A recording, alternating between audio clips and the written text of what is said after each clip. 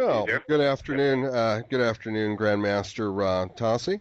Um, of course, would like to welcome everyone to the FMA and Malay Art Chronicles. My name is Guru Mike Schwartz. We're brought to you in cooperation with the World Sarada Eskrima Federation and Martial Arts International, as well as the Malay Fighting Arts College sponsorship. How are we doing today, Grandmaster Tasi? Doing fine. Fantastic. I'd like to first of all thank you for agreeing to appear with me and to allow me to interview you. So I'd like to get started. First of all, tell me a little bit about your introduction, your initial introduction into the martial arts. Sure. Uh, I come from a Samoan, Hawaiian, German, and Chinese, Japanese background. My father's from the island of Samoa, and his cousins and some of his nephews are professional wrestlers. And so because of that professional wrestling background, I started taking judo at least by 8 years old at the Palama settlement in Oahu, Hawaii.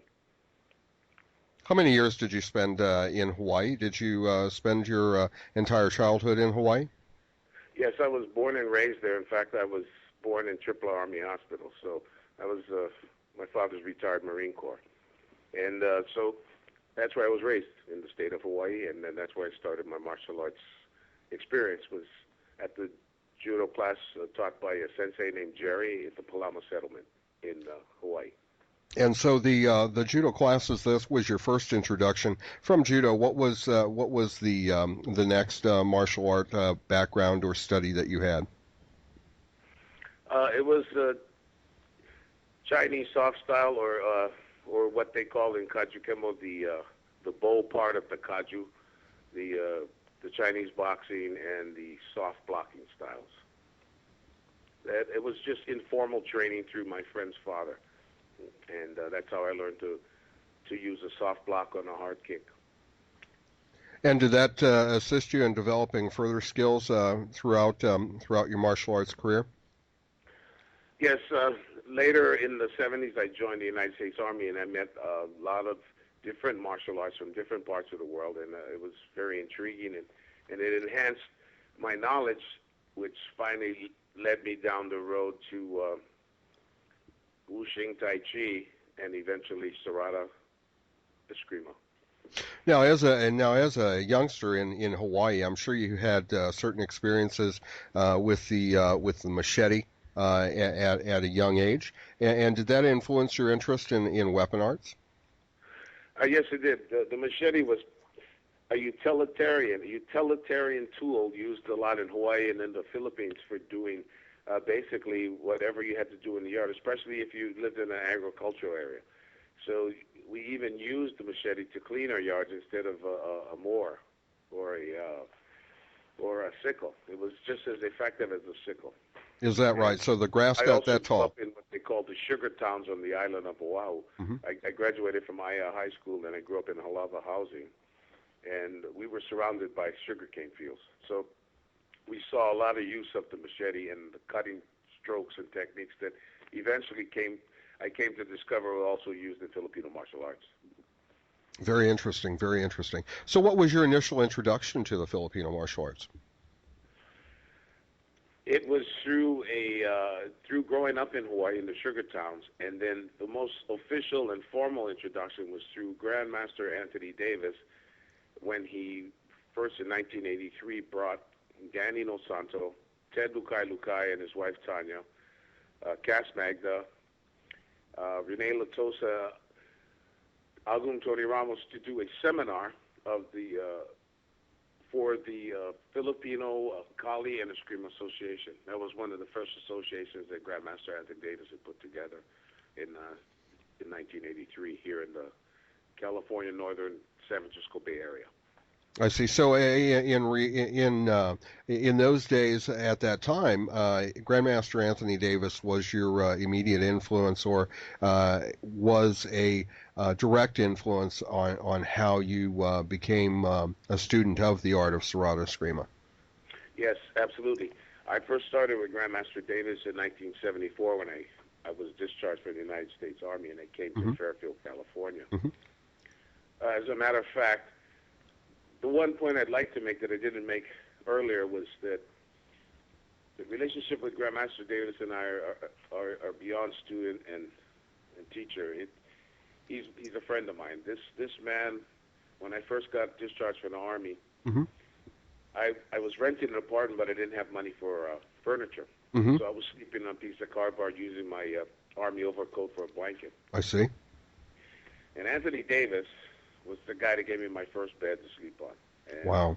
I thought I'd put that on record so that, the people that don't really know him will know him, that that's the kind of person he could be. He saw a need and he fulfilled that need. I understand. And I'm carrying that on through my organization of GK Tactical as we do outreach to feeding of the homeless and working with veteran outreach and youth outreach. That's fantastic. And I want to follow up on that in just a moment, but I just had a memory, and of you had said that you had initially studied judo in the Palamo schools, correct? Yes, Palamo Okay. Settlement. So are the Palamo settlement. Were you actually familiar with Adriano Imperato and Joe Palamo at that time? Yes. I knew who they were. And many of their students and the children of their students I grew up with and went to school with in the state of Hawaii. I see. And the reason I bring this up is my instructor within the art of Serrata Eskrima, Pangu Guru Chuck Cadell. He is actually Hawaiian as well, and he actually started studying or was watching his uncle actually do his kata and so forth out in the fields. As a matter of fact, he described to me once how he used to crawl underneath the house because there's such a space in between the house and the level of the ground, and he used to crawl underneath and watch Dougie just do his forms and so forth out in the yard. And he said that he indicated to me, of course, that his instructor was Joe Black, which was an instructor under Adriano Imperato and Joe Palamo. So I just wanted to fall back on that. It's very interesting, a nice circle of events there, and it is truly a small world. Yes, it is. And as a matter of fact, I'd like to compliment you on that interview that you did with Punanguru Chuck Cadell. It was really well written, and it really gave him a chance to express his personal feelings and his personal viewpoint on his experience and his journey in martial arts and Serrata Eskrima. I appreciate that, sir. Now, back to your, you had said that you were also giving within the KT community, that you were actually out doing outreach to the local community, that your organization is, and is that something that you do on a weekly basis, or is that something that you do through sponsorship? How do you do that, sir? Okay, we've been doing that on our own. Basically, it's the basic concept of Sensei Roger Garing. He's a retired Navy SEAL, 20 years, and like he told me, he says, I went away, I fought for the freedom of America, I come back, and, man, we got a mess we got to clean up here in our own country. And so he says, instead of sending aid and helping everybody outside of America, the need is right here in our own country, especially with the way the economy is going and stuff. So he wanted to start helping the homeless. And in his endeavor, he also realized that a lot of homeless are veterans. That's very true and very special. To feed the homeless, he's found a lot of fellow brother veterans, and he contacted the VA people to find out where he can, bring them if they need to come off of the street. That's very special. That is indeed very special. Now, getting back to the art of Serrata Eskrima and your initial introduction through Grandmaster Davis and through seminar, did you continue your instruction and association with Grandmaster Davis? Yes, I did. After that initial seminar in 1983, in 1984, he again invited Danny Nosanto to come up and do another seminar for Kali Eskrima in San Francisco this time. At the last minute, Danny Nosanto couldn't make it to some emergency, so in walks Great Grandmaster at that time, Master Angel Cabales of Serrata Eskrima. And we had initially had contact with him through one of his students in 1983, a gentleman, Master Wade Williams, had come to see us at the seminar and to convey that he had come to represent Angel Cabales. So in 1984, he came in, and that's when the relationship between Grandmaster Anthony Davis and Great Grandmaster Angel Cabales began. And from 1984 on, we bestowed upon him the title of Grandmaster, and Grandmaster Davis started in 1984 his private lessons with Great Grandmaster Angel Cabales in the art of Serrata Eskrima. I was privileged to be the uke, the one that Great Grandmaster Angel would demonstrate the technique and actually apply the technique so as to, instruct Grandmaster Davis. And also I became his training partner. I had started with him in 1974 when I got out of the Army. Grandmaster Davis had already had his own set of students and was teaching out of his father's and mother's garage in Fairfield, California, and he had already accomplished a lot in learning Kempo and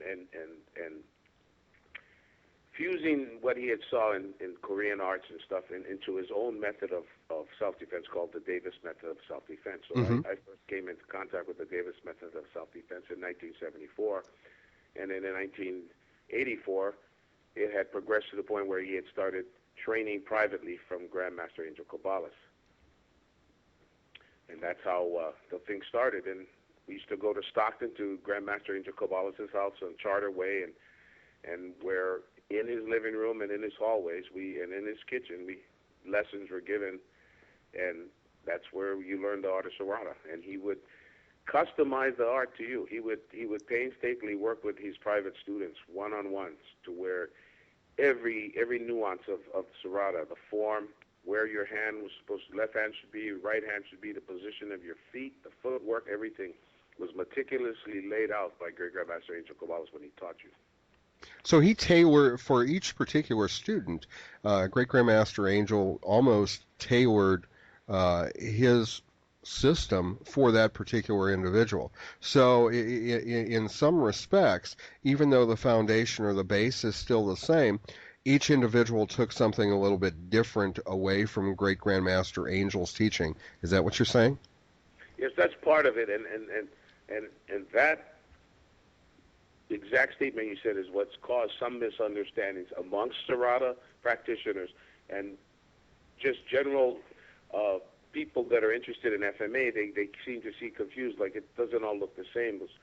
Well, basically the foundation is the same, but eventually what happens to each individual master is as they develop and continue to practice what Angel taught them, they start adapting the movements and the positions to fit their body types and what they're looking for in, as far as expressing Serrata their way. It's almost like how music is written. Everybody has the same set of notes. We all play an instrument, but how I play the piano will differ from the way you play piano. Very well said. Very well said. That's how I look at it, so that everybody has something to contribute, and nobody's really right or wrong. I think it's just a matter of difference and different points of views. So after studying with Grandmaster Anthony Davis, who along your journeys through your study did you meet in regards to the system of Serrata Eskrima? Well, as we first started training, like I said, at the same time Grandmaster Davis was having his private lessons, Master Darren T-Bone was having his as well, and also another master that became Master. We used to know him as. He's known as Sultan Uddin. We used to know him as Kimball Joyce at one time. But he's also was trained by Great Grandmaster Cabales. There was also Master Ron Saturno, Master Gabe Asuncion, Master Jerry Preciado. And we had just recently, this past weekend, I had run into these gentlemen at a Serrata gathering in Manteca, which is an attempt for the Serrata practitioners, particularly those that have trained from Angel Cabales, including Grandmaster Anthony Davis, who joined us by conference phone, to start bringing the students and the ones that trained from Angel, to start bringing us together in a bond of brotherhood, and a bond of brotherhood in peace, and try to promote and perpetuate Great Grandmaster Angel Cabales and Serrata Eskrima, so that, we have a united front. So we're seeking Serrata unity. And Serrata unity would be very, very unique and special, particularly, I feel, on a personal level for Great Grandmaster Angel to see that come into play. Now, at the particular meeting, I mean, there were other individuals that were students of Grandmaster Davis. Were they present as well? Yes, there was Jeff Stickman Finder. He originally was we met him in 1985 when Great Grandmaster Angel Cabales was asked by Grandmaster Max Ballin to come and do a demonstration at his tournament in San Leandro, California. And that's where we met Jeff Stickman Finder, who eventually became Jeff the Stickman Finder. So he eventually started his initial training from Grandmaster Davis. And this was a request by Great Grandmaster Angel Cabales. A lot of people don't understand it. He wanted Tony to first lay some of the foundation in Jeff Finder before he was sent off to Stockton to get his private training from Angel, which he received his advanced degree from Grandmaster Angel Cabales. Did Grandmaster Angel often do that? Was that often some of his practice, that some of his instructors would actually work as for lack of a better term, a gatekeeper in order to get to him, as a filter, so to speak, to make sure that the folks that were interested in the art were truly going to progress and were worth Great Grandmaster Angel's time to train them? Absolutely. This was when we had met Angel, as a lot of people had mentioned at the meeting we had this past weekend in Manteca, was that when Grandmaster Davis and myself and Master Darren T-Bone and eventually, like I said, Jeff Stickman Finder started training with Angel, we are considered the era of the short stick, because I was told by Master Jerry Preciado at one time that Serrata Eskrima was taught on a longer stick. But is that right? Really, a longer stick? Yes, it was a longer stick, and then Jerry Preciado had reminded me that what had happened with Grandmaster Angel was he had a vast knowledge of Filipino martial arts. And what had happened is many people, students prior to us, had, as Angel had expressed to me, he had felt that they had not given him credit where credit was due, that, they had went on to form their own styles and fusions of his art with other arts. And so when it came to the short stick era, he really held nothing back. That's why when you read Grandmaster Davis's interviews, various interviews of Great Grandmaster Cabales, one of the questions he does ask Great Grandmaster Cabales is this one question: is, do you hold anything back? Do you keep any secrets, from your students that in case? And he had said to Grandmaster Davis at one time he used to, just in case a student had maybe turned against him. But towards the end of the time when we met him, which was in his later life, and in the short stick era, he really poured it out, because he had felt that if you're going to represent me, you have to have everything I know, so that you can represent me to the max and that you can defend yourself, because many times people would hear about someone training from Angel and they want to check him out. I mean, in the Filipino martial arts world, a lot of times in the old days, and this is what Great Grandmaster Cabales was known for, was he had met many challenges. And the challenges could have been met with a full contact stick match, or back in the days in the Philippines when he was quite much younger, there were death matches where they fight blade to blade. And in those arenas is where the experience and a lot of the techniques that you see in Serrata were developed and born. So if you really examine Serrata Eskrima, you can see that almost every technique you learn in every angle is a kill shot. That's what we call it. Like in GKT Tactile, we call things that are direct like that kill shots. And a lot of kill shots are in Serrata Eskrima because of Great Grandmaster's background. So in other words, to say that the art of Serrata Eskrima, as Great Grandmaster Angel Cabales developed it further, became an art that was efficient in motion, as well as always ready for the next attack. Yes, and as you and I had talked earlier off record, we had spoken about the fact that his system always puts you in the next position for the next angle of attack. Right. And a lot of times Angel, as he got older, didn't have the speed and the prowess he had when he was younger. Mm-hmm. But understanding the science of Serrata Eskrima and the principles of someone attacking another individual, Mm-hmm. his footwork and his positioning would put you in a position to where you could block and counter. Right. Right. And the flow was always there from angle to angle, from counter to counter. He also had a unique way of breaking rhythm. In other words, you cannot pick Angel's rhythm. I mean, but he would disrupt other fights, and you as you practice Serrata, many Serrata practitioners realize that you could never really gauge what his timing was. I says exactly, but he would know how to flow with his opponent. Interesting, very interesting indeed. So, when you started to study with Angel Cabales, it must have been a fantastic experience for you, and that must have been a very shaping influence for you. So, throughout your time, what important lessons and what important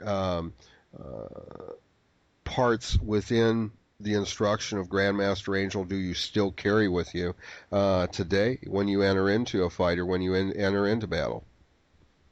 The one thing he kept telling us was to keep it simple.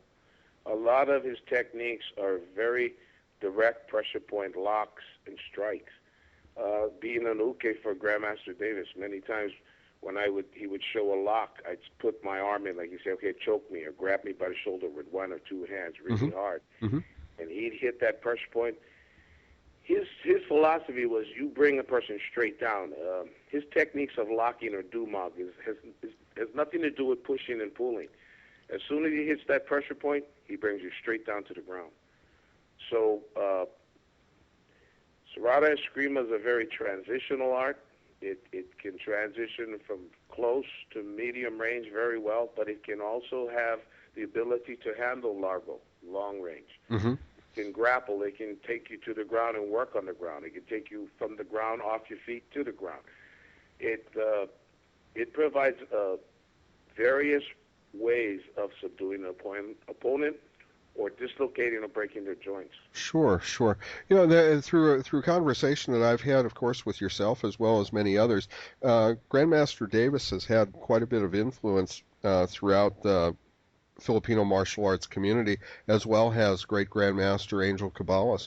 Can you think of anybody else besides yourself, and of course Sifu or Guru Jeff Finder, that would be a notable person that both instructors, both Grandmaster Davis as well as great Grandmaster Angel Cabales, had influence upon?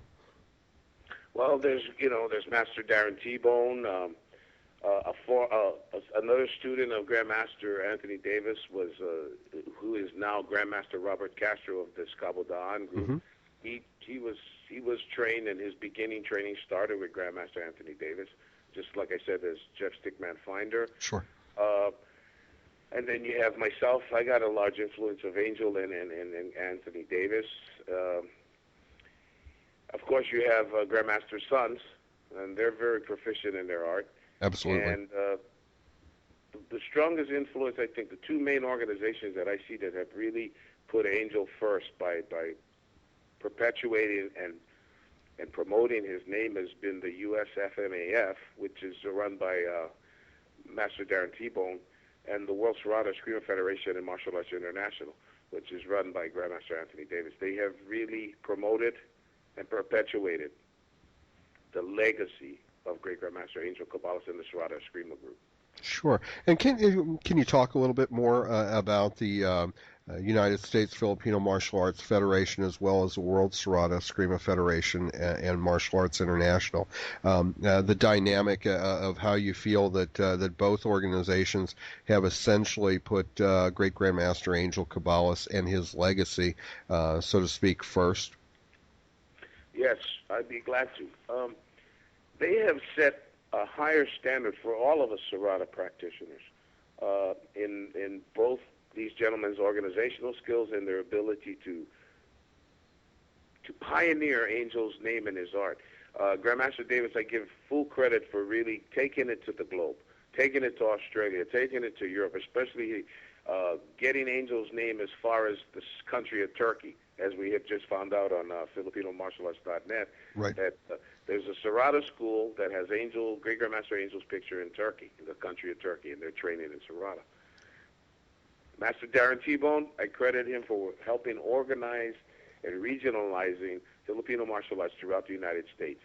And now I see the potential of USFMAF going international. Together, both organizations seem to work together and help each other because of the leaders of both organizations. And I'm really privileged to know both of these men and to benefit from the efforts that they've done over the past 25 years. Mm-hmm. Mm-hmm. So, they've established Angel's name. People around the world know who Great Grandmaster Angel Cabales is. The Serrata Eskrima name is well known, and I can only say that that is a higher example of what an art can do, and people really care about what they've learned and try to perpetuate it in a way that keeps it for the future generations to learn, so that the knowledge passes on from generation to generation. Sure, sure. And within the United States Filipino Martial Arts Federation and the efforts that Master Darren T-Bone has made within putting together the organization as well as the tournament circuit that he has put together, do you think at some point that there would be an area that would be that could take the stick work as well as take, say, stick work and enter it into a panantukan type of situation, or from the panantukan to the ground and into grappling into a mixed martial arts situation with a stick in hand? Absolutely. Serrata is very adaptable for that because the Serrata is a combat technique. I mean, everything Angel put in is for combat, and he understood grappling. And yes, in fact, through the GK Tactical Organization, through Sensei Roger Garing's contact with his black belts under him, he has a current X1 world welterweight champion who we are slowly incorporating a lot of Angel's techniques into that empty hand arena where he uses some of the grappling and some of the striking patterns and techniques with empty hands. Mm-hmm. Mm-hmm. That's fascinating. That is really fascinating. So you're already taking it to that level almost at this point by introducing your particular influence upon that fighter that competes right now. Yes, we do, and that's why I said it in the system of GK Tactical. You'll see a lot of Angel's close and tight movements and footwork incorporated and blended in with other things. It's not entirely based on his style, but it's what we did was we took the most efficient parts of Serrata and utilized it in the tactical arena. Mm-hmm, mm-hmm, mm-hmm. I can see that. I can tell. So getting back a little bit more. There was a organizational meeting, not an organized meeting, so to speak, but within the past week there was a meeting of several different masters as well as grandmasters regarding the Filipino martial art of Serrata Eskrima, and more specifically the development of Cabales Serrata Eskrima and those that have flourished and developed within that particular style. And there was somewhat of a meeting of the minds, so to speak, and you were part of that, weren't you? Yes, I was. It was an impromptu get-together to begin the dialogue between Serrata masters and Serrata practitioners, that, especially those that have had direct contact and training from Great Grandmaster Angel Cabales.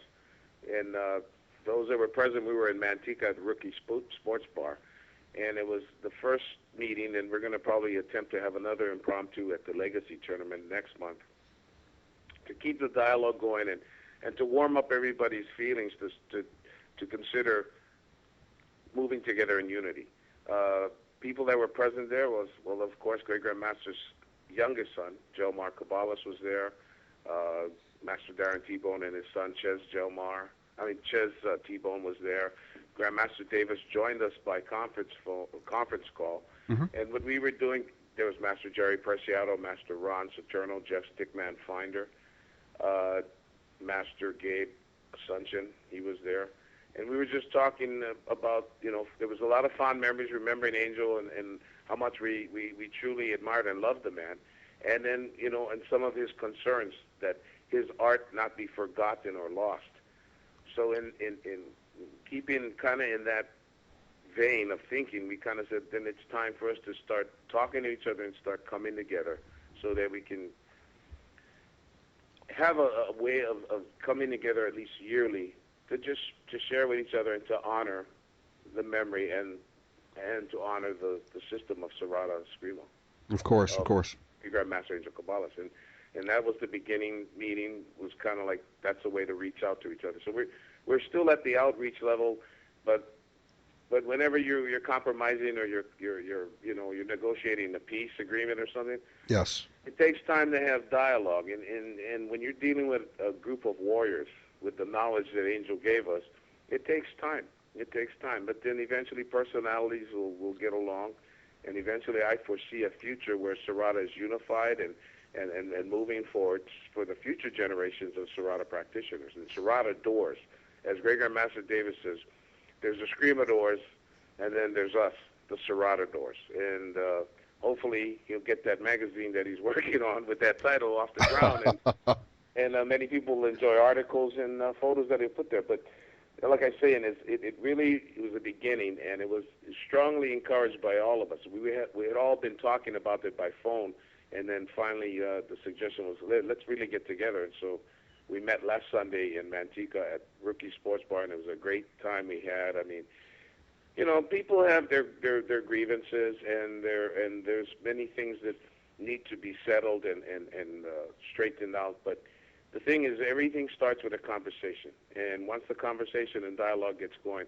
I'm sure with real positive feelings towards each other, we can really come together and really make Serrata something that, we can all be proud of. Absolutely. There's a wonderful dynamic within the art of Serrata Eskrima, and if we can further pursue that without political influence, if you will, and without political prejudice, it would be a tremendous gift for Grandmaster or Great Grandmaster Angel Cabales. Absolutely, because without that knowledge and that training, we wouldn't be who we are.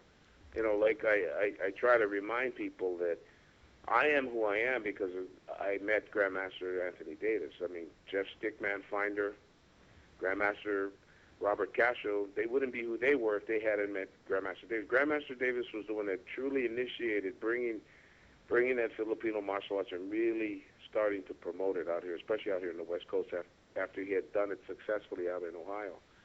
And you're a product of what Jimmy Tacosa had done, trying to promote Angel's name. So there's been people before that have promoted Angel's name, but not quite so successfully as Master Darren T-Bone and Grandmaster Anthony Davis has done. I mean, they have established the name of Angel Cabales and Serrata Eskrima in the world, period.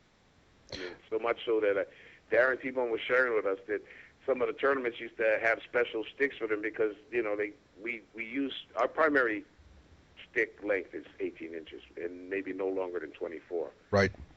And so, that totally goes against, it's so unorthodox, it really sometimes used to throw other people off. But there's reasoning behind it, but I won't discuss it now. That would be for a future interview. Absolutely. So, Grandmaster Tasi, where do you feel, or how do you see it further developing from here? You truly seem to feel that there will be unity within the Serrata Eskrima family, or more directly within the Cabales Serrata Eskrima influenced family, widespread, so to speak, and that's really great to hear. Do you think that that some of the primary students, maybe not primary is the correct word, but perhaps the initial students that actually made their way within Cabales Serrata Eskrima, those like Jimmy Tacosa, like Dentoy Riviere, or perhaps Sultan Uddin, do you think that they would they may also decide that it's time to come and join together at some point? I'm sure they will if we continue on this positive approach, and then that'll open the door so that way everybody can feel safe enough with each other to relax and open up and really truly start discussing where we want to see our art go, because it's really because of Angel that we exist. And so that's what I want to do, is have a common theme, a common ground, and just have everybody have a place, because Master Ron Saturno and I, we're taking it upon ourselves to start taking the steps to start organizing, so that it's coming from somebody totally different. So it doesn't look like it's coming from Master Darren T-Bone or Grandmaster Anthony Davis, that it's coming from some other Serrata guys that really see the need for us to come together. Mm-hmm, mm-hmm. That sounds future, wonderful. especially with Grandmaster Angel Cabales' youngest son, whose proficiency in his father's art is getting better and better each year. And if people look at YouTube, you'll start seeing how Master Darren T-Bone's son Ches and Great Grandmaster's son Jelmar are really representing Serrata to the point where you start seeing some speed and power Serrata at a very high skill level.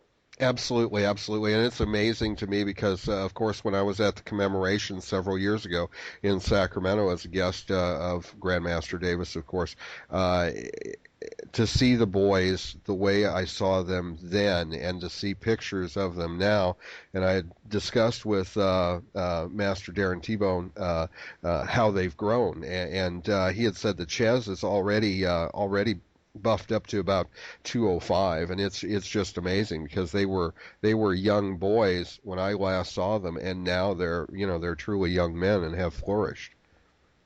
And that's part of the reason why we've talked amongst ourselves that we got to start. We're older now, so we got to stop thinking about what we want and think about like those young masters that are coming in. And one of those young masters that should be included in that is young Master Anthony Davis Jr. Yes. I mean, between Jelmar Cabales and Anthony Davis Jr., I both last remember seeing those boys in diapers. So, really, in diapers. So when I see them now, it really, wells up in my heart and brings a tear to my eye that these young gentlemen will continue the legacy of Angel Cabales' Serrata Escrima. I mean, both young men carrying the legacy of their fathers, but continuing the legacy of Serrata Escrima, and at a very, very excellent level. In other words, it's not an amateur level. Their level is high skill, and that's what you want to show. You want to show Filipino martial arts at high skill, because then it can be effective when we teach our regular students, because we have the avenues and the techniques that they can utilize to have a more effective life. In other words, I'm not trying to fill them with stuff they cannot use, but dealing with each student, giving them parts of Serrata that they can use. Absolutely, absolutely, because Serrata Escrima is a very real martial art, reality-based martial art, and based on reality. Absolutely. It works in many different venues, works within law enforcement, as you well know, as well as in the correctional environment, as both of us well know through instructors and through practice. Yes. And so, with that in mind, do you feel that the flourishing of Serrata Escrima, which is bound to happen on a larger level, I mean, do you think it can at some point be as popular, if you will, as say an art like Arnis or modern Arnis? Well, asking me that question, I'm going to be biased and say yes. I have very positive and high hopes for Serrata Escrima because I'm a practitioner of it. It is my root Filipino martial art, and I want to see it flourish, and I want to see people embrace the knowledge that they can learn through Serrata Escrima. Mm-hmm.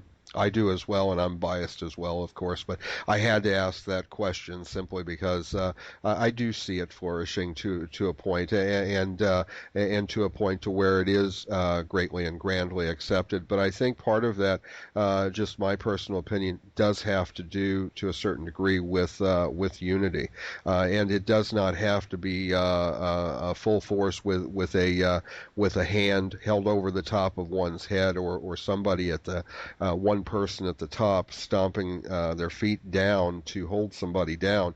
But organizations like the WSEF, Martial Arts International, as well as the United States Filipino Martial Arts Federation, and others can grow and flourish together, but still come together in common bound, in common ground, in order to promote Great Grandmaster Angel Cabales' legacy. Yeah, and to top that off, I just saw something today that I'm going to paraphrase what Martin Luther King had said: is that peace is something that's achieved when we're striving for that goal of unity. In other words, by us working towards to come together, the byproduct of that is peace. Absolutely, absolutely. And as warriors, because Filipino martial arts and martial arts period, martial arts means war arts. So we are all students of war arts. So for it to flourish in fertile ground like the United States of America, we have to do it the American way, which is to come in, compromise, and reach consensus, and to do everything and progress everything in a very civilized way. And nothing's wrong with that. You can take a full raw warrior art like the Filipino martial arts and still keep the edge on it, but yet have that moniker of respectability about it. Absolutely, absolutely. Now, we've discussed quite a bit regarding the Filipino martial arts in general, but moreover, the system of Serrata Eskrima. It has led you to develop a system of your own, the GK tactics, and with that particular system that you developed, Serrata Eskrima is not the only art that you utilize there, is it? No, there's Pulahan de Robio is involved in it, and Kuntao taught you that Sensei Roger Goering started with when he used to train at Force Master Chief Steve Bailey. And just this week I found out that he used to do some training with Grandmaster Q Bud Cothran of the Kuntao International organization. So we put that together with the Serrata and the Pulahan de Robio, which is called de Robio Eskrima, taught by the Pidoy family, and just his experience with his other adventures in martial arts, he put it together. But what you'll see a predominant feature of GKT, some of GKT tactics, is a lot of Serrata short striking moves, not from a long distance, more from medial and corto distances. That's fascinating. So Serrata Eskrima became a huge influence on the art that you actually developed to be your own then. Yes, because that's my root art, and the fact that what a lot of people don't realize is Serrata Eskrima is a very defensive-oriented art. It's designed to counter and to counter, block and counter. That's basically what you do. It's designed to accept the attack and then counter from that. And de Robio Eskrima is pretty similar in that way. Interesting, very interesting. Very interesting. In de Robio Eskrima, in Serrata Eskrima, we block what they call in some systems a la contra, where in Serrata we block a lot of times power to power. But also in Serrata we have what the de Robio people call blocking and countering behind the power, where like Grandmaster Davis shared with me the other day, that a lot of times Grandmaster Cabales would say, you let that thing almost, it glances your eyelashes, then you counter. And de Robio, you let the attack come to you, so then you can counter. Because it's based on the fact that a lot of people don't realize that once an attack is committed by the opponent, once he's committed to that motion, he's on a path that he cannot return from. Now you have the opportunity as the counter person to initiate a counter move and technique. And that's the basic timing of combat. A lot of people don't realize it. Somebody has to initiate a movement that initiates a counter movement, which initiates another counter movement, and that produces the fight. Exactly what eventually promotes or produces the counter for counter that Serrata Eskrima promotes Or within known its as counter. reverse. Exactly. So that a lot of people will realize that Serrata is based on countering, and it's a counter art, and that's what it was designed for. Because Grandmaster Cabales wasn't a man of large stature; he was like 5'3", 5'5", I think, at the tallest. Mm-hmm. But he could handle even men like us, 5'10", 6 foot tall, and weighing 200 pounds. And unless you experienced it yourself and put your hand in there, I'm telling you, Mike. I mean, you would feel his chi just take you somewhere. I'll bet. I would. Yeah. I would bet. And I was a believer. The first time he gave me that wrist lock, I went straight to the floor. I mean, he didn't even tug or pull. It was just instant pressure point pain, and I just went up, and it was down. And you tell people that, they go, sure. I go, that's how you know who's experienced pressure point locks and who hasn't.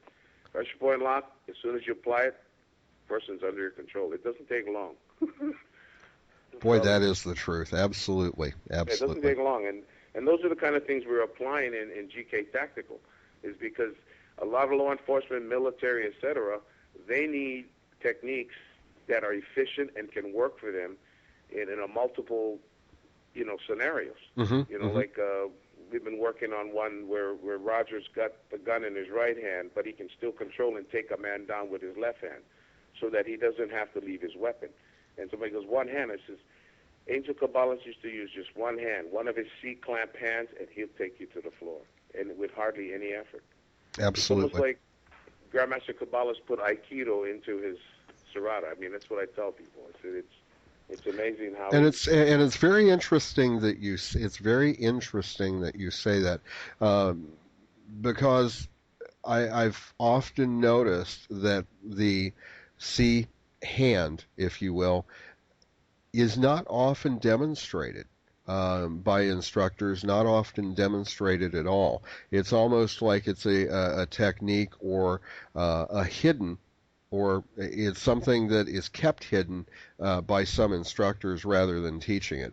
And I've always been rather fascinated by that, because I didn't know at one point whether that was actually something that was meant to be, or whether it was something that was Grandmaster or Great Grandmaster Angel Cabales had added later on within his teaching philosophy.